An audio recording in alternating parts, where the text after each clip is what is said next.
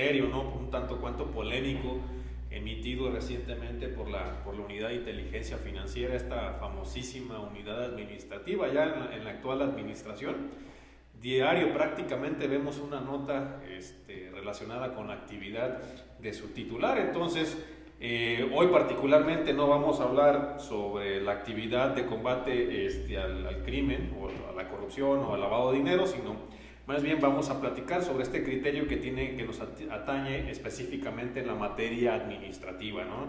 En la prevención del lavado de dinero, sus consecuencias, implicaciones, cómo nos afecta, cómo nos beneficia, pues lo vamos a comentar en la charla del día de hoy.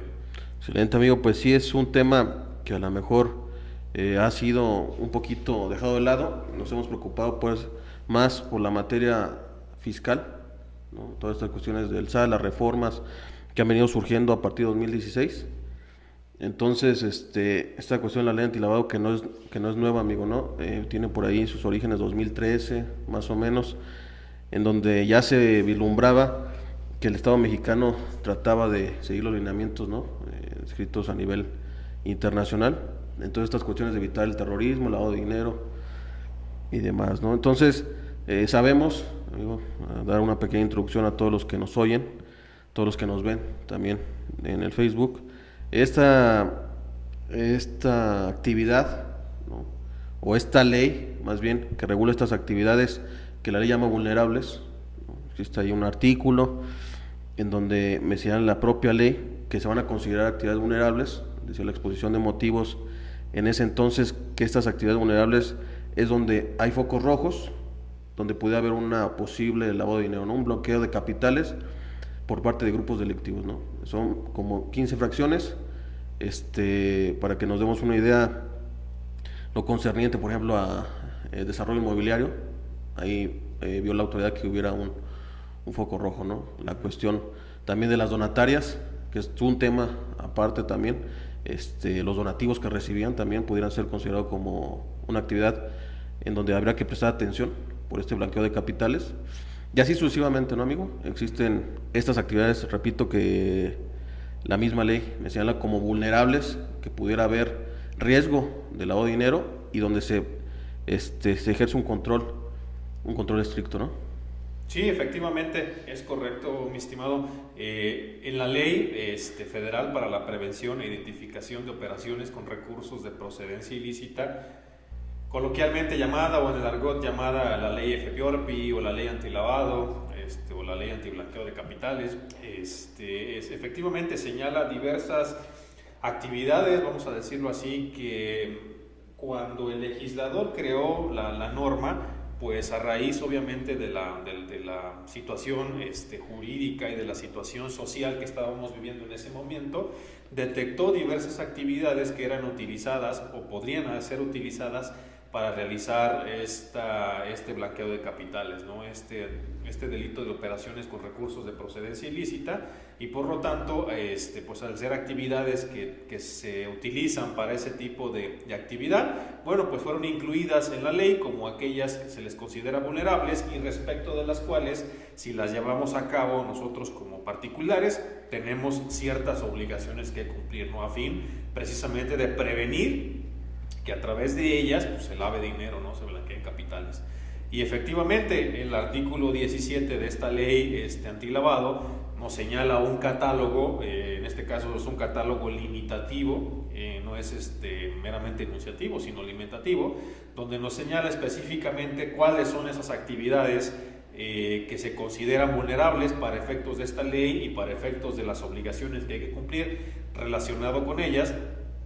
Y dentro del catálogo de estas actividades encontramos algunas como las que ya acabas de comentar, y específicamente se localiza en la fracción cuarta de este artículo 17 la que nos atañe, ¿no? Prácticamente el día de hoy, que es la realización de la actividad de otorgamiento de préstamos, mutuos, créditos. Entonces, esta actividad considerada como vulnerable por la ley, pues las personas que las lleven a cabo, pues detonan, ¿no? Que seamos sujetos obligados de la misma y tengamos que cumplir con una serie de actividades, una serie de obligaciones para efectos de que a través de la actividad que nosotros estamos llevando a cabo como comerciantes, como particulares, como empresarios, pues los delincuentes puedan utilizarnos para blanquear su dinero, ¿no? Para lavar capitales.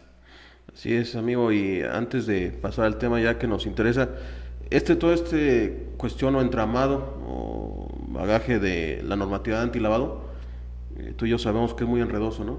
Tiene como 4 normatividades ahí que hay que observar, en cuestiones de definiciones, momento en que se considera que se realiza la actividad vulnerable, entonces la cuestión de las obligaciones que hay que cumplir, porque no solamente es identificar, ¿no?, la actividad vulnerable. A lo mejor situamos a nuestro público en cuestión de que si yo caigo o estoy realizando una actividad de las que ahí señalan como vulnerables, no solamente tengo la obligación de identificar, ¿no?, al cliente con el que estoy prestando el servicio o haciendo la actividad, ¿no? Tengo más obligaciones, como es permitir visitas de verificación por parte de la UIF, de la Secretaría de Hacienda a través de la UIF, de tener manuales, tener expedientes, o sea, es un cúmulo de obligaciones que si realizo la actividad tendría que estar cumpliendo, ¿no? Pero repito, el entramado de esta normatividad es complicado, me atrevo a decir que es desordenado en cuestión hasta para su estudio. Entonces sí sería importante que el empresario conociera, ¿no?, de la mano de su asesor de confianza, conociera que no solamente estoy obligado a identificar, en este caso al cliente o con quien realizo, en el caso que nos ocupa, el préstamo, ¿no? Hay un conjunto de obligaciones, repito, a las que estoy ya obligado desde que realizo la actividad, ¿no?, en cuestión de lo que me señala ahí la ley.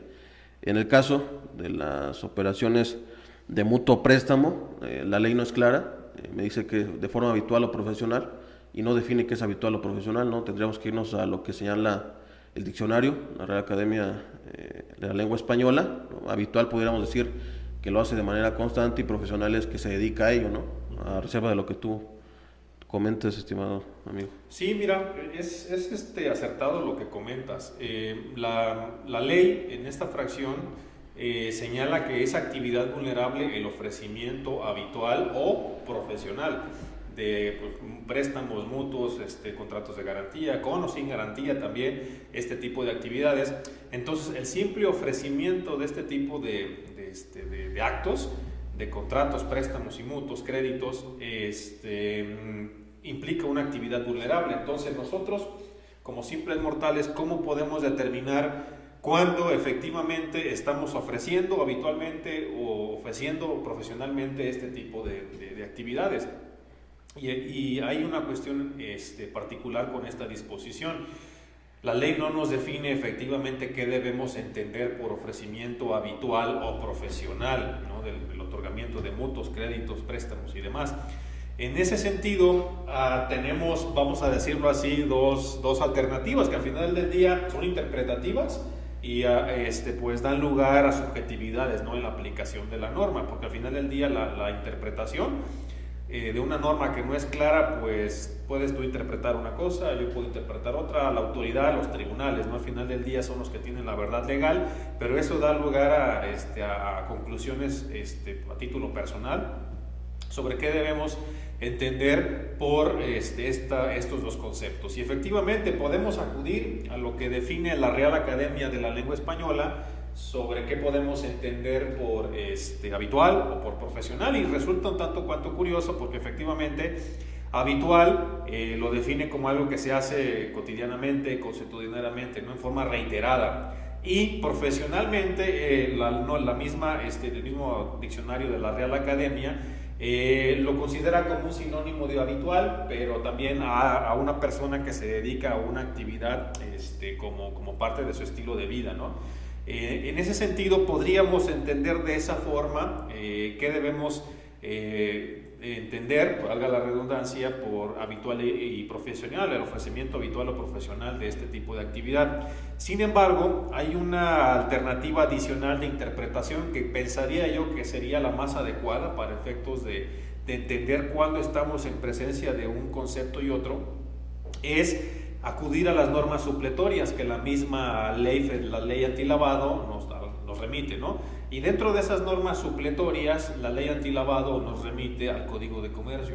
El Código de Comercio, como tú sabrás, regula, y todas las personas que nos escuchan ya seguramente lo sabemos, regula pues básicamente la actividad mercantil, ¿no? La actividad comercial. ¿Cuáles son los actos de comercio? ¿Quiénes somos comerciantes? ¿Quiénes no lo son? ¿Cuáles son sus derechos, obligaciones y demás? Todo esto lo encontramos en el Código de Comercio. Y dentro del Código de Comercio, en su artículo 3 nos define pues quiénes son comerciantes. Y para efectos del código hay dos cuestiones que quisiera yo resaltar para efectos de poder determinar cuando una persona ofrece habitual o profesionalmente contratos de mutuo, préstamo y demás.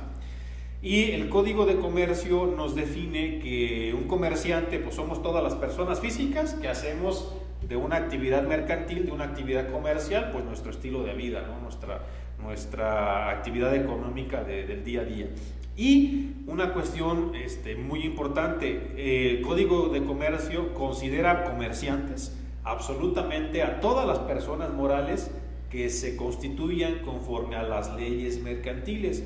¿Qué significa esto? Que si yo soy una persona moral, sociedad anónima, una sociedad de responsabilidad limitada, una sociedad en comandita o cualquier otra sociedad, por ejemplo, regulada por la Ley General de Sociedades Mercantiles, o alguna otra disposición mercantil, entonces, por así preverlo la ley, yo soy considerado comerciante, independientemente de las actividades a las que me dedique. Por el solo hecho de estar constituido conforme a las normas mercantiles, soy comerciante. En ese sentido, si soy persona moral, una sociedad anónima, por ejemplo, y dentro de mi objeto tengo el otorgamiento de algún crédito, dar o recibir créditos, préstamos, mutuos y demás, por esa sola circunstancia de que en mi objeto social esté prevista esta situación, bueno, en primer lugar soy comerciante, eso significa que yo me dedico a eso como estilo de vida. La persona moral pues no es su estilo de vida, pues, pero dentro de su objeto es la actividad a la cual se va a dedicar, y por lo tanto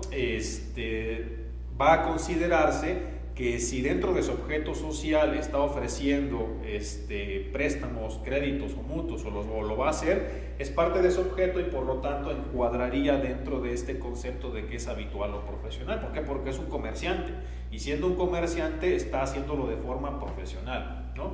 Y en ese sentido caemos a lo que nos lleva el criterio de la Unidad de Inteligencia Financiera, donde dice, bueno, ¿qué sucede si yo soy persona moral, pero tengo una empresa hermana o varias empresas hermanas, y yo le doy un crédito a una, le doy otro crédito a otra, una o dos veces al año? ¿Qué pasa? ¿Eso es una actividad vulnerable?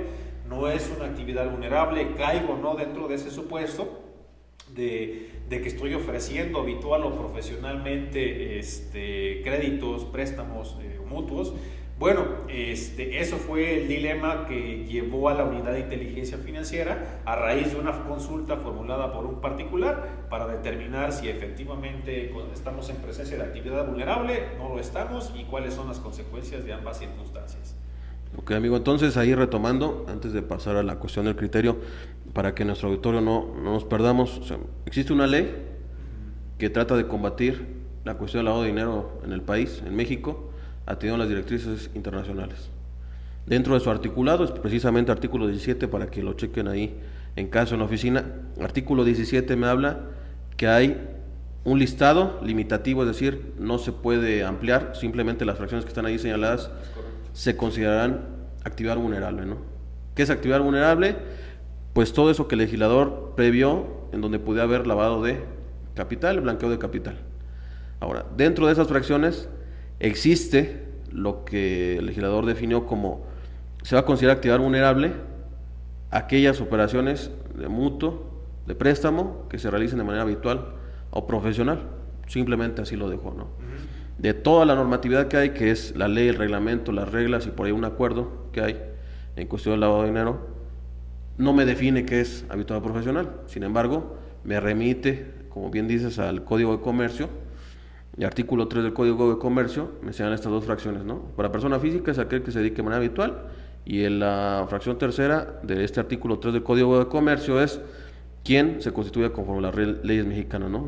Tratando de persona moral. Ahora bien, dentro de esta actividad vulnerable, ¿no? No me señala, no me limita, simplemente habla de que lo realice de forma habitual o profesional. No me dice si lo ofreces a personas físicas, a personas morales, si es a los socios, a los trabajadores, a operaciones intercompañías. Es correcto. ¿No?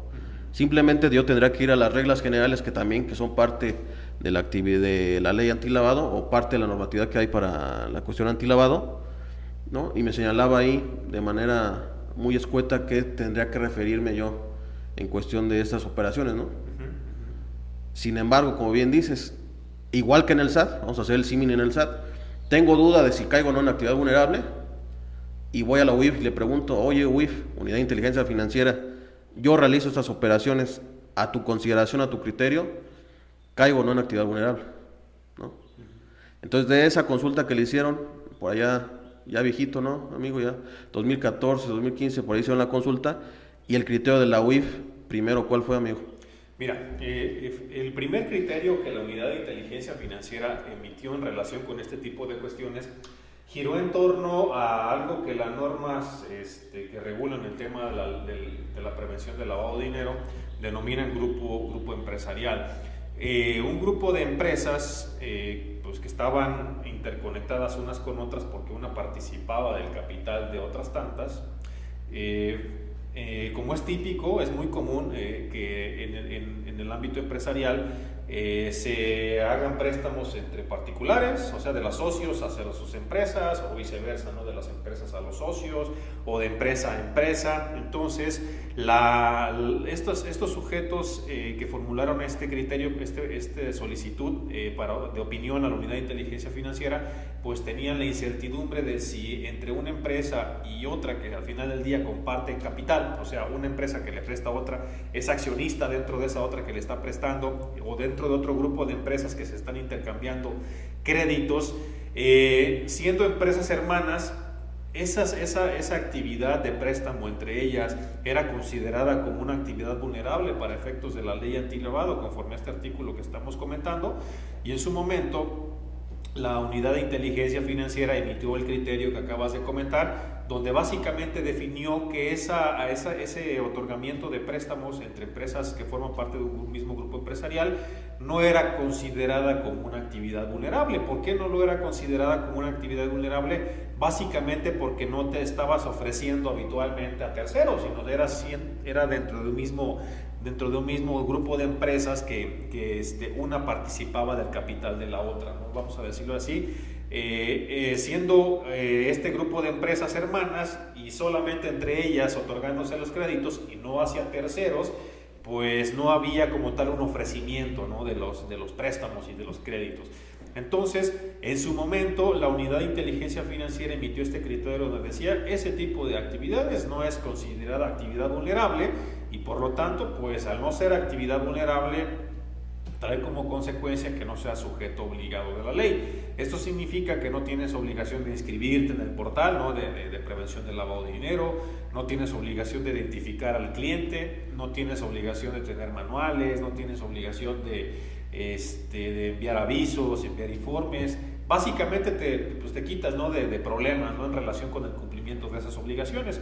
Y ese criterio pues estuvo vigente, como bien lo acabas de señalar, durante mucho tiempo, y hace un par de semanas fue modificado por la Unidad de Inteligencia Financiera, y básicamente la modificación tiene su sustento, tiene su motivo para hacer acorde esa interpretación que hace la Unidad de Inteligencia Financiera, que dicho sea de paso, de acuerdo a la ley, de acuerdo a las normas generales y de acuerdo al reglamento, solo la Unidad de Inteligencia Financiera es la autoridad administrativa encargada de interpretar esta ley, no el Servicio de Administración Tributaria, sino la UIF. Entonces, si tenemos duda, hay que acudir a las interpretaciones que hace la Unidad de Inteligencia Financiera. En ese sentido, la Unidad de Inteligencia Financiera cambió su criterio para hacerlo acorde con la normatividad. ¿Y a qué me refiero con acorde? Porque las reglas generales emitidas en materia de prevención del lavado de dinero específicamente señalan que la celebración de ese tipo de operaciones entre empresas que forman parte de un mismo grupo empresarial sí es una actividad vulnerable, solamente que están relevadas de presentar aviso. Es decir, debes de estar inscrito en el portal porque es actividad vulnerable, debes de tener tu manual, debes de identificar a tu cliente, solamente no me vas a presentar avisos, solamente eso, está relevado de esa obligación, así lo prevén las normas. Entonces ese criterio de la unidad de inteligencia financiera, donde decía que las operaciones que se celebraban de este tipo entre grupos empresariales no era actividad vulnerable, chocaba, ¿no?, con lo que dispone efectivamente las normas jurídicas. De ahí la necesidad de adecuarlo y por ello la emisión de este nuevo criterio de la unidad de inteligencia financiera. Ok, amigo, entonces, retomando, se crea esta ley donde las operaciones de mutuo préstamo ofrecidas de manera habitual o profesional es una actividad vulnerable, ¿no?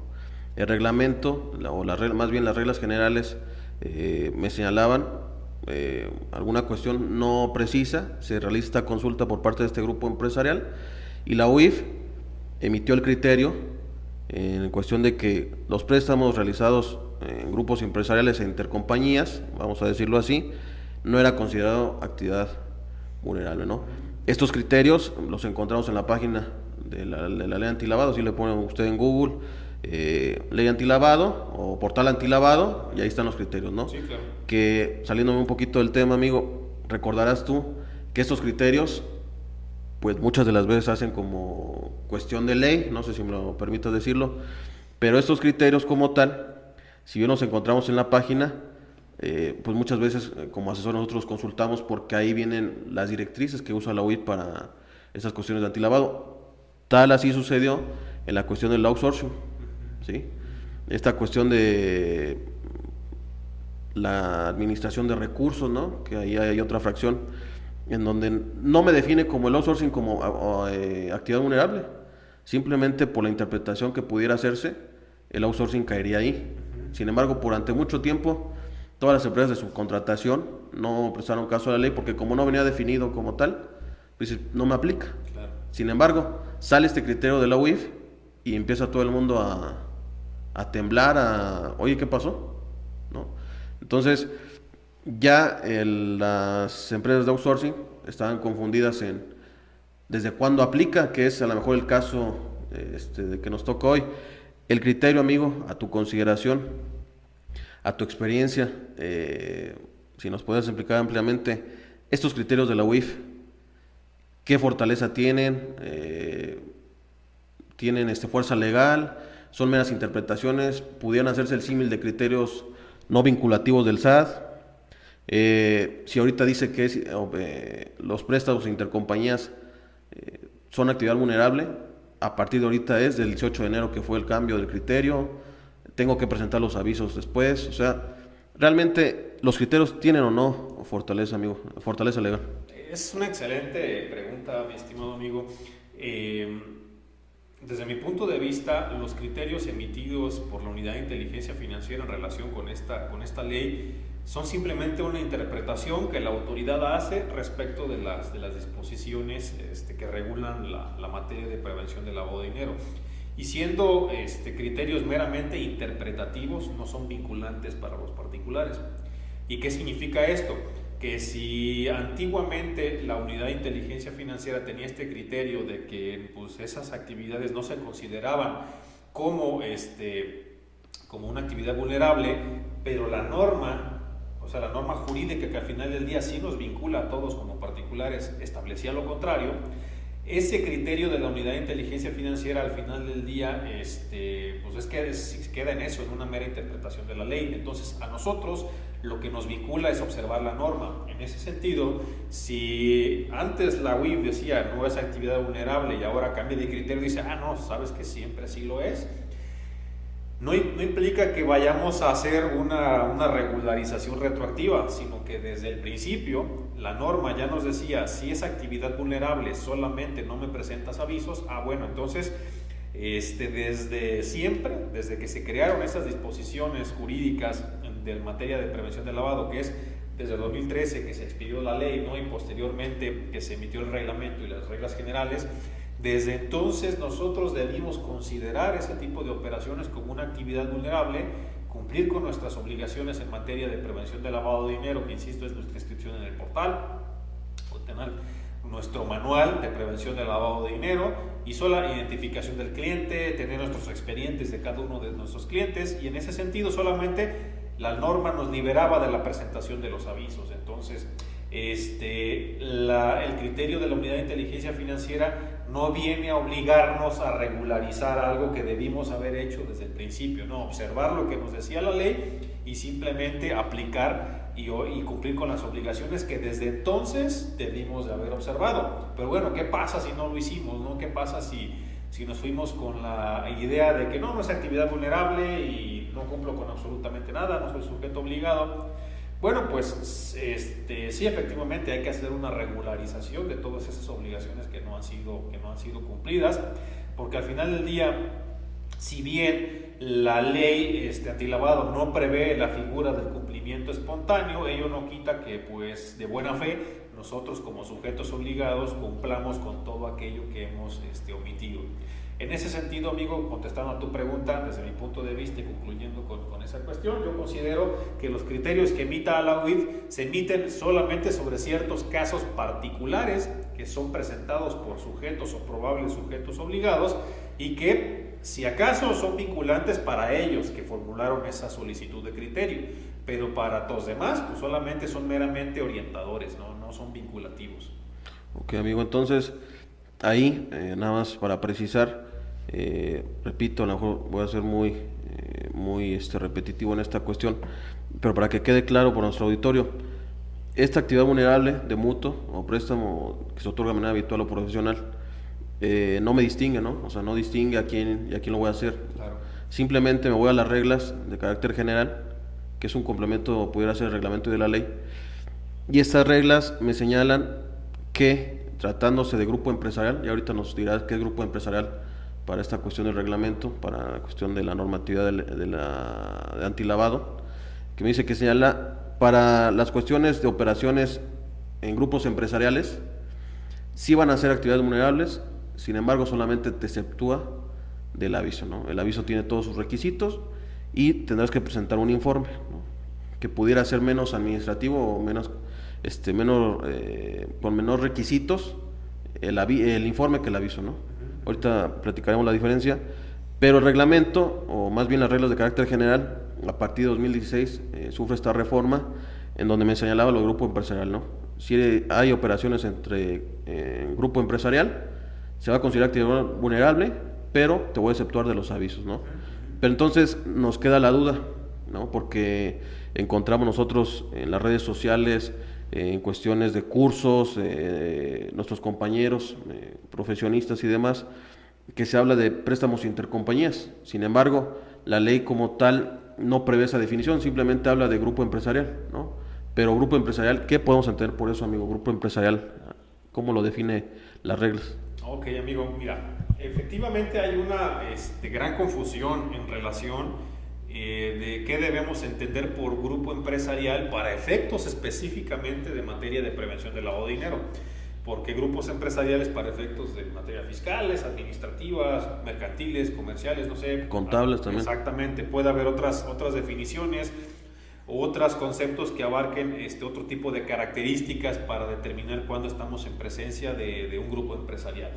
Para efectos de la materia que nos ocupa, que es la prevención del lavado de dinero, insisto, ha habido una confusión sobre el considerar, por ejemplo, que una empresa o un grupo de 3, 4 personas morales, en las cuales una persona física tiene un porcentaje accionario del 50% en cada una de ellas, y él le hace préstamos a una y otra le presta a la otra. Ha habido confusión sobre si ese tipo de actividades en esas circunstancias en particular son efectivamente un grupo empresarial, primero que todo, y si esos préstamos pues, son una actividad vulnerable. Entonces, primero aclarar que para efectos de la ley antilavado y para efectos de la materia de prevención del lavado de dinero, un grupo empresarial solamente es aquel en el cual un grupo de personas morales, exclusivamente personas morales, aquí vamos a dejar de lado a las personas físicas, Para efectos de la ley antilavado y normas generales y reglamento, grupo empresarial es solamente aquel grupo de personas morales, empresas,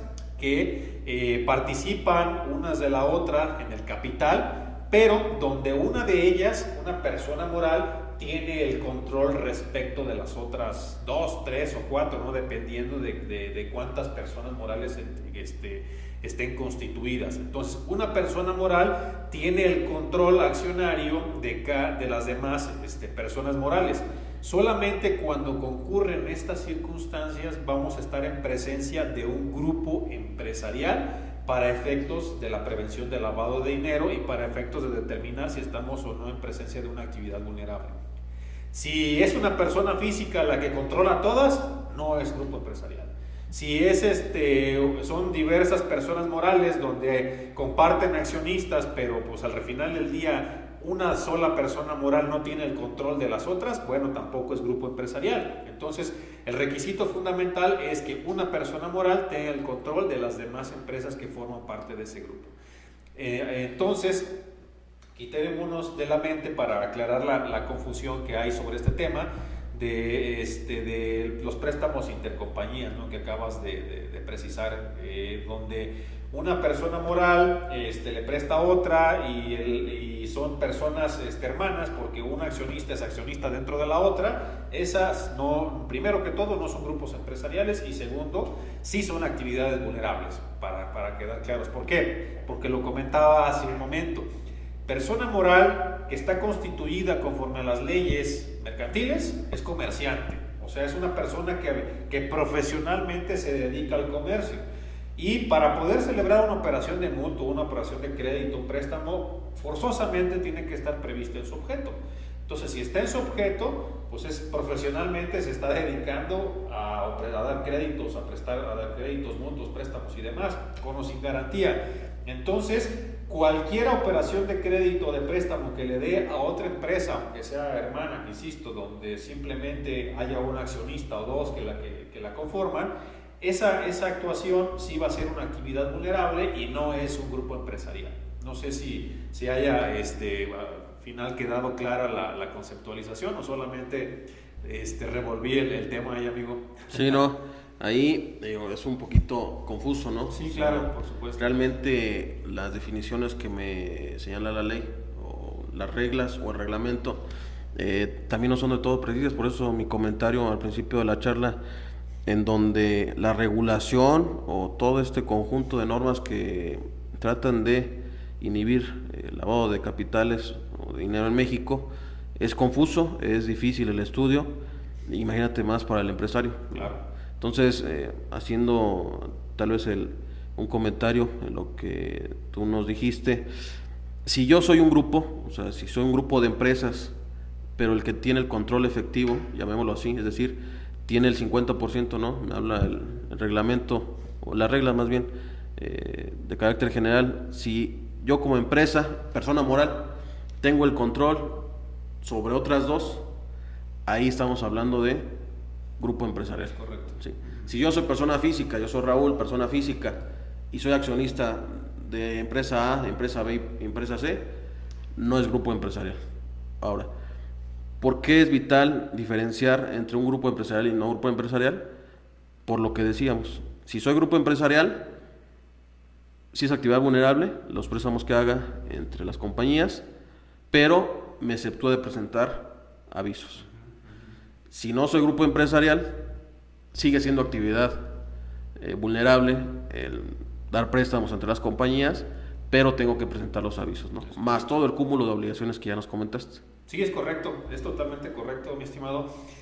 Grupo empresarial, si es actividad vulnerable, no presento avisos, pero si estamos en presencia donde hay préstamos intercompañías que no conforman un grupo empresarial conforme a estas características que estamos comentando, también es actividad vulnerable, como bien lo acabas de precisar, pero además estas préstamos intercompañías que no forman un grupo empresarial tienen además, o más bien sí tienen la obligación de presentar los avisos cuando lleven a cabo esas operaciones, y cuando las mismas superen el umbral correspondiente, ¿no? que nos prevé la misma ley antilavado. El aviso lo presentas cuando tu operación en particular o la acumulada durante 6 meses supera el umbral que prevé la norma para efectos del aviso, que para efectos de este año 2021 anda cerca de los 144,000 pesos, ¿no? Entonces, cuando tú lleves un préstamo mutuo, un crédito con o sin garantía que supere esta cantidad o llegue a esa cantidad,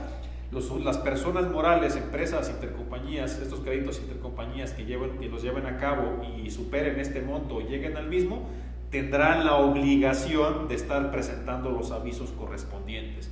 Si no superan ese umbral de los 144,000 pesos, son un poquito menos, ¿no? Como 143,800 y cacho. Si no lo superan, no tendrán la obligación de presentar los avisos, pero sí la obligación de presentar los informes mensuales donde dice no tuve operaciones este mes, que te tenga que informar y simplemente te aviso que no hubo tales, y se manda a lo que coloquialmente llamamos o se le llama como un informe en ceros, ¿no? Entonces es importantísimo determinar cuándo estamos en presencia de un grupo empresarial y cuándo no, porque si estamos con la idea de que mi grupo de empresas sí es un grupo empresarial para efectos de la prevención del lavado de dinero, y dejé por esa idea de mandar los avisos que estaba obligado a estar mandando, bueno, pues ahí tengo un problemón enorme, porque recordemos que el incumplir con esta obligación de no enviar los avisos a los cuales estoy obligado a mandarlos, bueno, pues hay una infracción prevista en la ley antilavado, que si mal no recuerdo es sancionada con una pequeña multa de alrededor de 800,000 pesos, ¿no? Pesos más, pesos menos. Entonces, imagínate si yo tenía que haber enviado 20 avisos, 30 avisos, multiplícalos por 800,000 pesos, pues sí es una contingencia allí bastante preocupante, ¿no? que debe de ser analizada y pues solventada en el caso de que se tenga. Así es, amigo. Entonces, ya entramos a la parte a la mejor fina, la cuestión de diferenciar. Si tengo compañías, o sea, soy persona física, repito, y soy socio de varias compañías, no es grupo empresarial. Si soy una persona moral y tengo control sobre las otras, es decir, tengo el 50% accionario y tomo decisiones y por ahí en los beneficios y en la cuestión del negocio, soy un grupo empresarial. ¿En qué difiere? En uno tengo que presentar avisos y en otro tengo que presentar informe. El aviso, como bien señalas, tiene su umbral, es decir, como límite, monto que me pone la ley para dar aviso.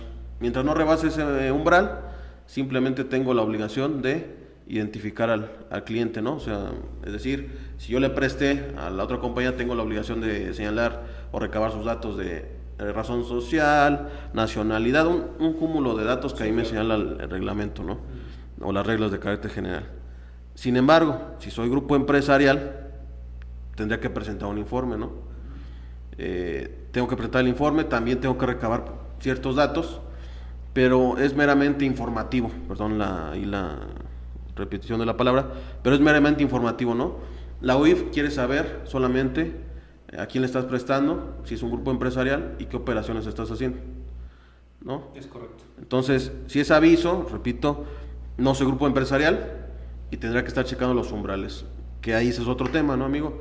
Si el umbral, que también no me define ni la regla ni el reglamento de manera precisa, el umbral, ya ves que son 6 meses, acumulativo, me tengo que ir al criterio, ¿no? Y el criterio me dice, bueno, si en 6 meses lo rebasaste, tienes que checar y a partir de ese mes, ¿no? Ahí cómo pudiéramos decir a nuestro auditorio la cuestión de los 6 meses, para la cuestión del aviso, si no soy grupo empresarial. Entonces, si no soy grupo empresarial, me enfoco ahorita en los avisos, amigo. Tengo que checar que no rebase estos 143,000 pesos para 2021, pero ¿cómo funciona eso? ¿A partir de qué mes? Si no lo rebaso, tengo que presentar en ceros, o si lo rebaso al mes 3 y al mes 4 ya no tengo, lo presento en ceros, o cómo está esa cuestión, amigo. Sí, fíjate que es otra de los temas que son, vamos a decir, un poco confusos, ¿no? O complejos, más bien, complejos en esta materia. El mismo artículo 17 de la ley antilavado, en su penúltimo párrafo, específicamente señala esto que acabas de preguntar, mi estimado, sobre la acumulación mensual. Y en este penúltimo párrafo nos señala que todas aquellas operaciones que no superen el umbral de identificación pues no van a ser consideradas como actividad vulnerable, y que para efectos de determinar esta cuestión, pues bueno, los particulares tendrán la obligación de acumular, ¿no?, hasta 6 meses las operaciones celebradas con un particular para determinar si llegamos a ese umbral de identificación y posteriormente al umbral de aviso correspondiente. Aquí hay una cuestión bastante interesante en la actividad vulnerable que estamos comentando el día de hoy. La actividad vulnerable relacionada al ofrecimiento habitual o profesional de operaciones de crédito, préstamos o mutuos, no tiene un umbral de identificación. Es decir, esto significa entonces que por la simple circunstancia de que yo te preste un peso, 2 pesos, 100 pesos, 1000 pesos, 1 millón, no importa la cantidad, por la sola circunstancia de yo profesionalmente o habitualmente ofrecer este tipo de cuestiones, ya es actividad vulnerable, no hay umbral de identificación. Siempre va a ser actividad vulnerable. En ese sentido, si la misma ley en su penúltimo párrafo nos dice que debo de acumular mensualmente todas aquellas operaciones que lleguen al umbral de identificación, esto significa que si yo te presto en este mes, del mes pasado de enero, por ejemplo, 20,000 pesos, y este mes de febrero te presté 30,000, y en el mes de marzo te voy a prestar 50,000, y en el mes de abril 100,000 pesos más. Entonces, en ese momento, cuando tú ya desde la primera operación de los 20,000 pesos que te presté y sucesivamente en cada mes te estuve dando créditos adicionales o préstamos adicionales, bueno, pues yo tengo la obligación de ir sumando cada una de esas operaciones, y en el momento en que yo ya llegue al umbral de los 143,000 pesos, 143,800 pesos, a partir de ese momento, cuando ya todas esas operaciones acumuladas durante el semestre, contado desde la primera operación que celebré, ya tendría yo entonces la obligación de presentar el aviso correspondiente. Mientras no lleve a cabo una operación que llegue a ese umbral de los 140 y tantos mil pesos, no tengo obligación de presentar informe, insisto, pero sí obligación de presentar un aviso en ceros. Perdón, no tengo obligación de presentar aviso, sino sí un informe en ceros. ¿Cómo hago ese cálculo de los 6 meses? Existe la idea de que los 6 meses se calculan de enero a junio y de julio a diciembre, ¿no? Y dependiendo de la cantidad de operaciones que celebre en un semestre o en el otro, hago la acumulación y determino si presento el aviso o no. La cuestión es que el cálculo de esta acumulación no sucede así, por eso comento que es un tanto cuanto compleja y causa bastante confusión en todo el público. ¿Cómo debo de acumular esas operaciones? A partir del momento en que yo celebre la primera operación con mi cliente. ¿Qué significa esto? Que si yo te presté por primera vez en el mes de febrero, bueno, pues a partir de ese día que te presté, debo de calcular los 6 meses hacia arriba. ¿Qué significa? Que si fue el 1 de febrero, pues nos vamos a ir hasta el 1 de julio, no al 1 de junio, sino le computamos 6 meses hacia arriba, y a partir de ahí todas las operaciones que celebre contigo se van acumulando. Entonces, insisto, la acumulación se hace a partir de la primera operación que celebras con el cliente y no considerando el año de enero a junio y de julio a diciembre. Así no se hace correctamente esta acumulación de los 6 meses que nos obliga a realizar la norma para efectos de determinar cuándo presentamos el aviso y cuándo simplemente presentamos el informe en ceros. Sí, porque ahí se da la confusión, ¿no? Que señalabas, lo tomo por semestres. Exacto. O sea, del 1 de enero al 30 de junio, si no excedí, pues no lo presento, ¿no? Y si me voy del 1 de julio al 31 de diciembre y no lo excedo, no lo presento, ¿no? Pero son de las precisiones que hay que hacer, que se toma 6 meses, no año de Candelario, sino en periodo de a partir de la primera operación. Es correcto. Entonces, si sumando, doy a partir del, como bien dice, el 1 de febrero, y llego al 1 de abril y ya excedí el importe o el monto, el umbral, tendría que presentar el aviso en abril, ¿no? Es correcto. Que se presenta dentro de los 17 días siguientes. Del mes, que es mayo, ¿no? O sea, si yo en abril excedo el umbral, tendría que estar presentado el aviso los primeros 17 días de mayo, ¿no? Es correcto. Si posteriormente llega mayo, ya no presto nada, llega junio, no presto nada, llega julio, no presto nada, esos 3 meses tendría que presentarlo en ceros, ¿no? Informes en ceros. En ceros. Si ya de aquí para el real no presto nada, tendría que presentarlos en ceros, ¿no? Me da la opción ahí, las reglas de darme de baja en la cuestión de esas obligaciones, pero si lo mantengo, si soy persona moral y mantengo el objeto, claro, tendría que estarlo presentando siempre los avisos en ceros, ¿no? Es correcto. Sí, entonces realmente la carga administrativa, si no eres grupo empresarial, se torna un cuanto compleja por la cuestión de estar presentando los avisos en ceros, ¿no? Que nosotros llamamos así, la ley no lo define así, pero como ya traemos el tema fiscal encima, si no realizo las operaciones, tendrá que presentarlos en ceros. Sin embargo, como bien dices, la cuestión de la identificación, ¿qué es identificación? Para la gente que nos escucha, la identificación es pedirle al cliente, al que le presto, todos sus datos, ¿no? Su nombre, domicilio, nacionalidad, su CUR, todo, ¿no? Sí, exacto. Y quién es el beneficiario, ¿no? Si es él o esa es otra persona, el beneficiario final, ¿no? Entonces, es un cúmulo de cuestiones administrativas que afectan en la cuestión de los avisos. Sin embargo, no por ello, si eres grupo empresarial, deja de ser una carga administrativa, amigo, porque a reserva de lo que me comentes, si has visto los informes o los requisitos de los informes, es casi igual que la cuestión de los avisos, ¿no? O sea, simplemente ahí le quitan algunas cuestiones, pero el aviso y el informe, o sea, no difiere mucho, pues, o sea, no te quita gran carga administrativa el presentar el informe si eres grupo empresarial, ¿no? Sí, claro. Es correcto. ¿Sí? Entonces, en este caso, amigos, solamente ya para a lo mejor ir cerrando y a ver si hay algunas preguntas de nuestro auditorio, ¿qué recomendaciones darías, amigo? Vamos a suponer que no soy grupo empresarial y a partir de ahorita empiezo a tomar atención de lo que pasó con la UIF. Digo, ay, ¿qué pasó? ¿Qué recomendaciones tendrías en ese supuesto de que no soy grupo empresarial? Presentar las declaraciones o los avisos más bien de retroactivo de 2014 para adelante, esperar a que me llegue o me visite la UIF, ¿qué hacer? Y si soy grupo empresarial, también qué hacer, si a partir de la modificación del 2016 o a partir del 18 de enero de este año, amigo.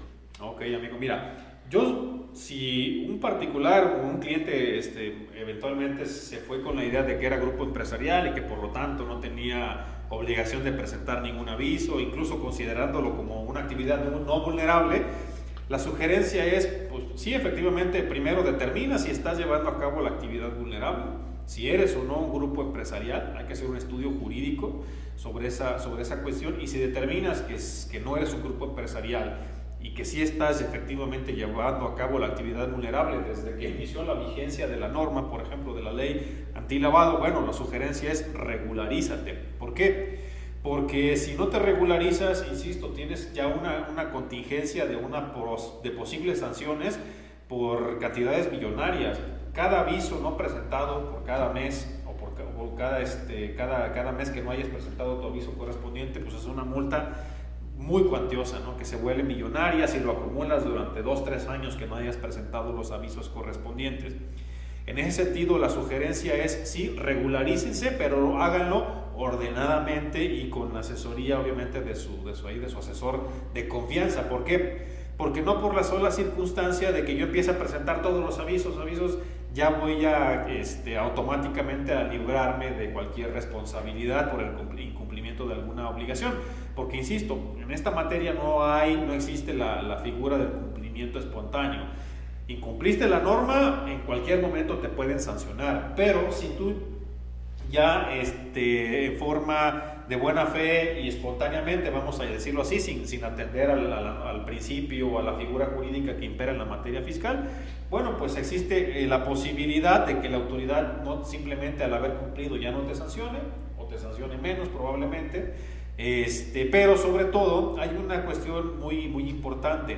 Si tú te regularizas durante todo el tiempo que dejaste de presentar tus avisos, por ejemplo, si no llevaste a cabo operaciones que superaran el umbral y que tuvieses que haber informado, bueno, y que solamente tenías la obligación de presentar los informes en cero, ahí hay una cuestión bastante interesante que debe de tomar en cuenta cada uno de los particulares, que es, la ley solamente establece una sanción para quien no presente los avisos, pero no establece una sanción para quien no presente los informes. Entonces, lo que está haciendo la autoridad administrativa es aplicar la sanción por igual a los dos, pero ya a la hora de defenderse, bueno, pues son cuestiones jurídicas muy diferentes, un aviso y un informe, y si la autoridad te impone sanciones por informes que cumpliste o que presentaste espontáneamente y te impone porque no los presentaste en tiempo, o te impone sanciones porque no los presentaste en realidad, bueno, pues ahí tienes mayores posibilidades de éxito en una defensa. Y otra cuestión que deben de tener muy presente y en cuenta para efectos de determinar esa regularización: también en esta materia administrativa, al igual que la materia fiscal, la autoridad, que en este caso es el Servicio de Administración Tributaria y la UIF, solamente tienen hasta 5 años hacia atrás para podernos revisar y fiscalizar. Esto significa que todas aquellas operaciones realizadas en el 2014 para atrás, o las, ya estamos en el 21, más bien del 2016 para atrás, ya la autoridad prescribieron, así lo dice la Ley Federal de Procedimiento Administrativo, no es un error técnico, prescriben las facultades de la autoridad para poder fiscalizarme y sancionarme esas operaciones de 2016 para atrás, ¿no? Entonces, solamente de 5 años hacia atrás, de 2016 para acá, es que la autoridad administrativa podrá fiscalizarme y imponerme sanciones. Entonces, la recomendación sería, pues, si puedes regularizarte todo, hazlo, porque al final del día estamos contribuyendo a combatir el lavado de dinero. Pero si solamente puedes hacerlo en parte, bueno, pues por lo menos de 5 años para acá, que es lo que la autoridad administrativa eventualmente puede sancionarte. Ok, amigo, entonces también por lo que comentas es importante distinguir si soy grupo empresarial o no, Claro. Porque tal vez los grupos empresariales tienen una ventaja, ¿no?, sobre los que no lo son, por esta cuestión de la falta de sanción del envío de los informes, ¿no? Entonces, importante también recordar siempre que se acerquen a su asesor de confianza, siempre de la mano de un experto en la cuestión de esta materia antilavado, y no dejarlo a la desidia, Claro. ¿no? Porque en cualquier momento pudiera llegar la UIF y sancionarte con toda la ley, todo el rigor de la ley, ¿no? Entonces, por ahí también señalar que una vez que pues eres acreedor a la multa, tendrás los medios de defensa correspondientes, amigo, ¿no? Que en este caso pues igual se rige por el procedimiento administrativo, ley de procedimiento administrativo, y pues acercarse a este asesor de confianza. Sabemos, amigo, que las multas de esta ley, o que sanciona esta ley, o las que establece esta ley, son millonarias, ¿no? O sea, realmente es todo el rigor. Hace 2-3 años llegaron requerimientos a profesionistas que según ahí estaban obligados a reportar las actividades, y eran multas, no me dejarás mentir, de 15 millones, 16 millones impagables. Claro. Y que por desconocimiento, por falta de expertise, por descuido, pues ya tenías el procedimiento administrativo de ejecución para el cobro, ¿no? Entonces, amigos, si no tuvieras ahí nada más que comentar, yo creo que por nuestra parte sería todo. Ahí dejamos live a la gente que nos escucha. Trataremos de subirlo también en podcast para que la gente lo tenga en audio y subirlo a YouTube, amigo. ¿Algún otro comentario? No, simplemente reiterar lo que acabas de comentar, amigo, que cuando tengan alguna duda sobre esas cuestiones, pues se acerquen, ¿no?, a su asesor de confianza para efectos de que los oriente y puedan tomar la mejor decisión en este tipo de situaciones, porque como bien lo acabas de precisar, las infracciones a esta ley pues son millonarias y ponen en riesgo el patrimonio, pues, de la empresa, ¿no? Entonces es importante que sí se tomen, al igual que las obligaciones de la materia fiscal y otras obligaciones que cada giro, cada empresa tiene que cumplir, pues esta materia de prevención también es algo que deben de poner bastante énfasis, porque insisto, es algo que puede poner en riesgo el patrimonio de la empresa. Exactamente, amigo, pues por mi parte te agradezco siempre ahí la invitación, que hayas accedido a la invitación, sabes que es un honor estar contando con tus conocimientos. También saludos allá a nuestro buen amigo Ulises, que no se pudo conectar, pero pues le mandamos también un saludo si nos está viendo. Amigo, un placer y nos vemos hasta el siguiente live. Cuídate mucho. Amigo, un fuerte abrazo. Gracias hasta luego.